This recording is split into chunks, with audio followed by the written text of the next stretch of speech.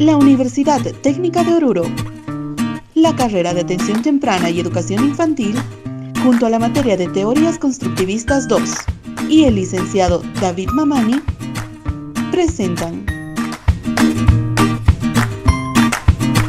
la psicometría del cerebro. Dentro de la psicología, una de las herramientas más útiles a nivel de la investigación es la psicometría. Es que esta ciencia ha permitido recabar y ordenar datos de tal manera que ha ofrecido la posibilidad de medir cuantitativamente la información de aspectos cualitativos.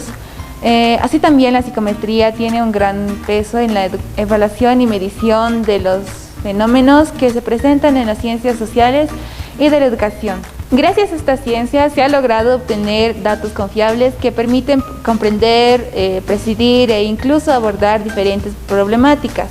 La psicometría es una disciplina cuyo fin es la construcción de pruebas que miden y evalúan rasgos variables psicológicas, teniendo como el método principal las estadísticas y las funciones matemáticas. El concepto de psicometría se refiere a una disciplina de carácter científico que corresponde a la psicología y es la encargada de realizar todos los procesos de medición que competen a la información recabada a través del método científico de una investigación. Esta ciencia no solo se limita a la recaudación de información, sino que además permite diseñar pruebas psicológicas que posteriormente se pueden construir. Gracias a los aportes que estas pruebas pueden ser ajustadas y mejoradas para que puedan ser fiables y confiables. La psicometría no solo se trata de llevar números a la información obtenida, pues además aborda la ética de la aplicación de dicha información. La razón de ser de la psicometría es la descripción y medición de las variables de que se relacionan a los procesos cognitivos, psicológicos y emocionales, conductuales y rasgos de personalidad en los individuos. Esto permite observar y medir la información obtenida para derivar las intervenciones en cada caso. Otro de los puntos fuertes de la psicometría es el poder diseñar y crear instrumentos de medición, siendo parámetros estadísticos y estandarizados que permiten obtener resultados confiables y además con validez. Permite realizar ajustes a estos instrumentos que se basan en la instrucción detección obtenida para su aplicación. Por medio de la psicometría se permiten elaborar informes cuantitativos que permiten tener una mejor visión de los fenómenos psicológicos. Se trata pues de una de las herramientas más valiosas que se tienen para el estudio y la investigación del campo de la psicología.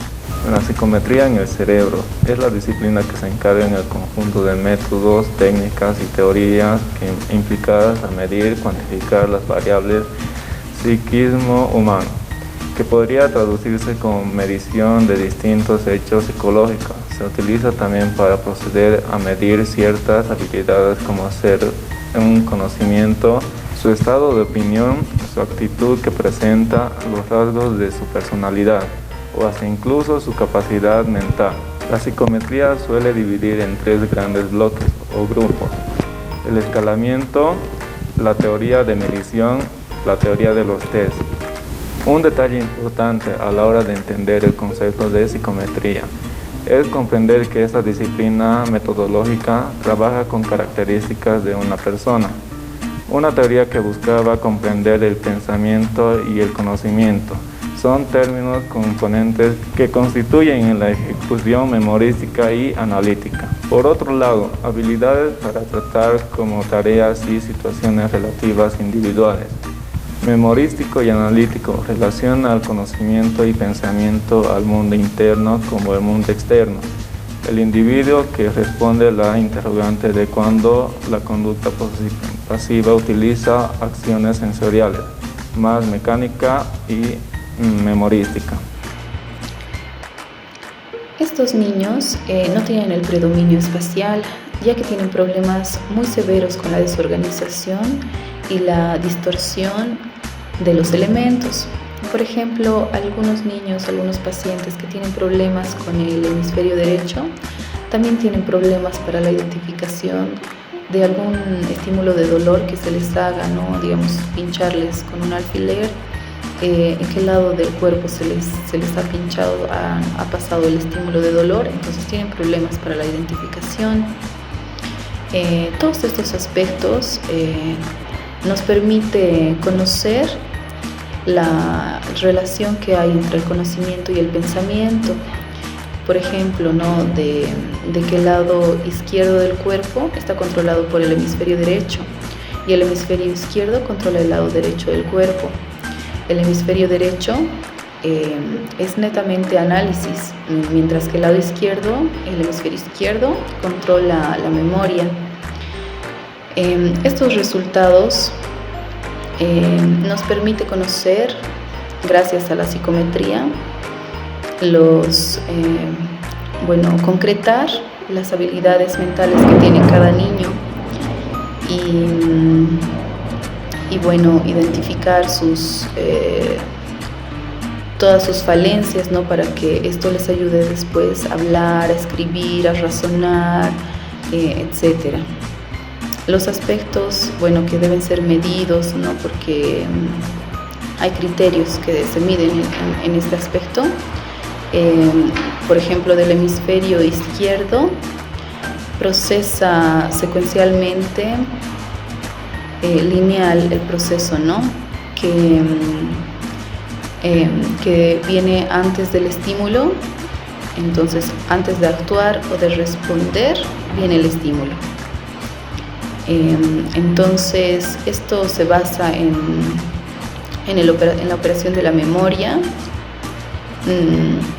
netamente con estímulos, ¿no? Que son capaces de reconocer, o sea, les permite reconocer letras, formar frases, y de acuerdo a la que forman frases también pueden formar palabras. El hemisferio derecho está especializado en el proceso simultáneo de procesos en paralelo.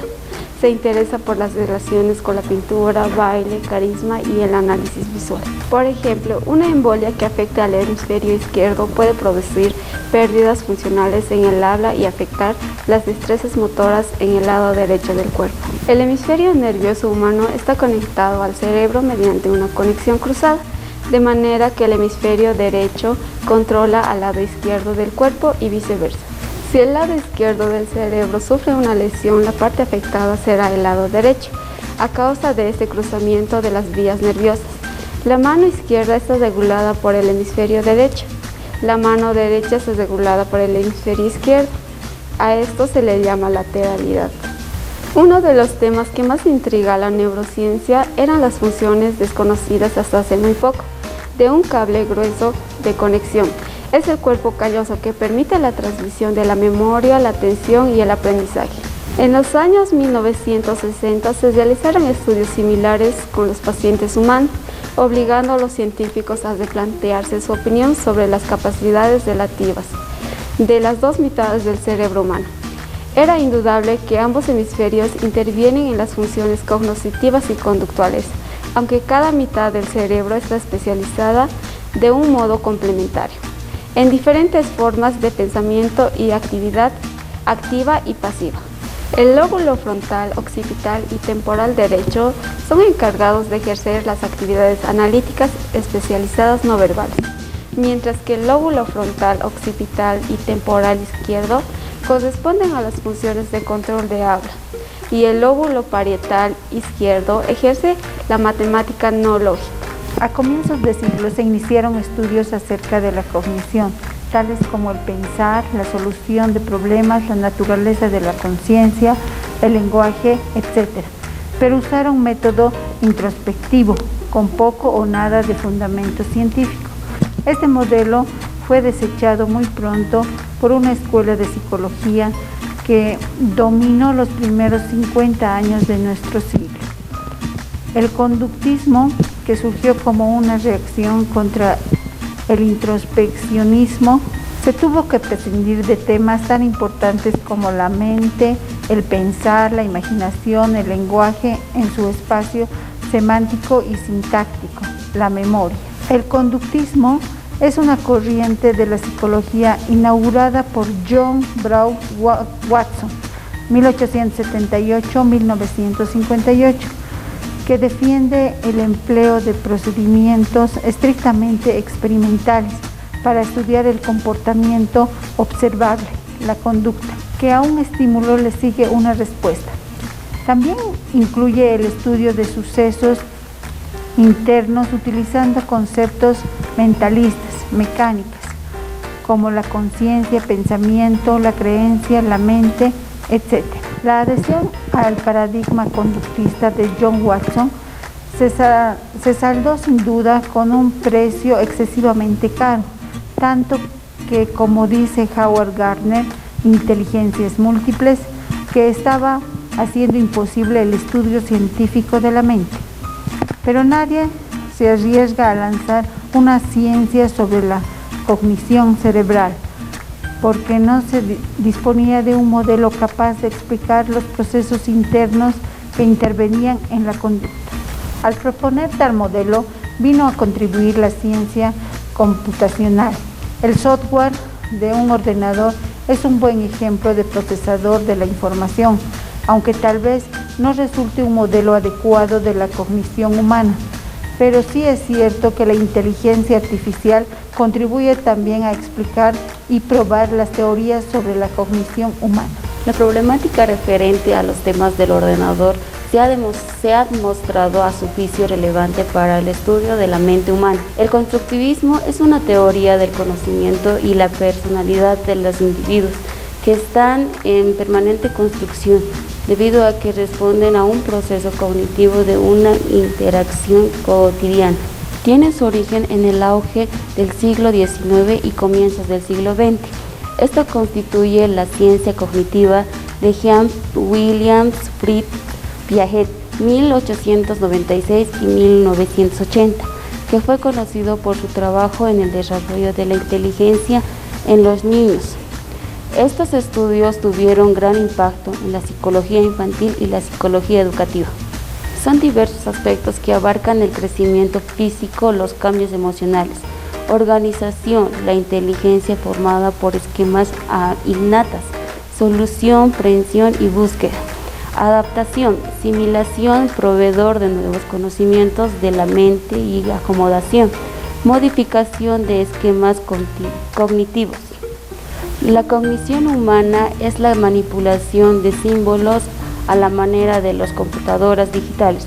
Por otro lado, la conducta y la cognición residen en los dos hemisferios del cerebro. La comunicación en ambos hemisferios cerebrales se realiza a través de fibras nerviosas llamadas cuerpos callosos, que es ligeramente más grueso en la mujer, lo que permite mejorar cambios de información. Cada hemisferio realiza funciones concretas, de manera que el izquierdo ejecuta perfectamente las funciones lógico o matemático en el lóbulo parietal y rige el lenguaje y escritura, lóbulo temporal, mientras que el derecho comanda las acciones emocionales, pictóricas, musicales, naturalistas y especiales, lóbulo temporal, lóbulo occipital, lóbulo parietal y el lóbulo frontal. Es debido a estas especializaciones funcional hemisférica que los zurdos son considerados más sensibles e imaginativos, ya que cuentan con un cuerpo calloso más consistente, grueso y fibroso. Gracias a eso, la comunicación entra a ambos hemisferios cerebrales. La psicometría se define como una disciplina científica que se encuentra enmarcada dentro de las ciencias del comportamiento, estrechamente relacionada con la psicología. Esta área de la psicología es la ciencia que tiene por objetivo medir aspectos psicológicos de los seres humanos, entre ellas la inteligencia, el área sensorial y las emociones, las cuales se miden gracias a las pruebas psicométricas con el fin de ofrecer una ayuda terapéutica. Así también, como parte de las conclusiones, vamos a decir que la psicometría tiene como función básica ocuparse de la teoría y de la práctica, en la evaluación, la elaboración y su aplicación de todos los instrumentos de medición contemplados dentro de la psicología. En el campo educativo se emplea como pruebas para el diagnóstico de problemas en el aprendizaje o de la conducta. La medición establecerá de manera científica los estados o rasgos psicológicos de los individuos, por lo cual en la educación permite medir de una forma objetiva los atributos de la conducta. Para la medición, los tests son una herramienta fundamental que permiten indagar en el comportamiento de las personas. Resulta importante mencionar que varios estudios han establecido que la herencia y el entorno o el ambiente son modeladores de la conducta humana. La psicometría es una fuente de apoyo muy relevante a nivel educativo, ya que permite medir la conducta de las personas, sus estímulos y algunos tipos de respuestas. Dentro de la metodología, los instrumentos más usados dentro de la investigación y su aplicación en la ciencia conductual del individuo están los tests de inteligencia, los tests de desarrollo, de la personalidad y los tests de aptitudes especiales. Cabe destacar y finalmente decir de que estas pruebas se usan para evaluar aspectos educativos, los cuales facilitan la detección de aptitudes vocacionales, capacidades numéricas, humanísticas y artísticas, además de la inteligencia y el comportamiento normal y patológico y la existencia o ausencia de conflictos en el área conductual.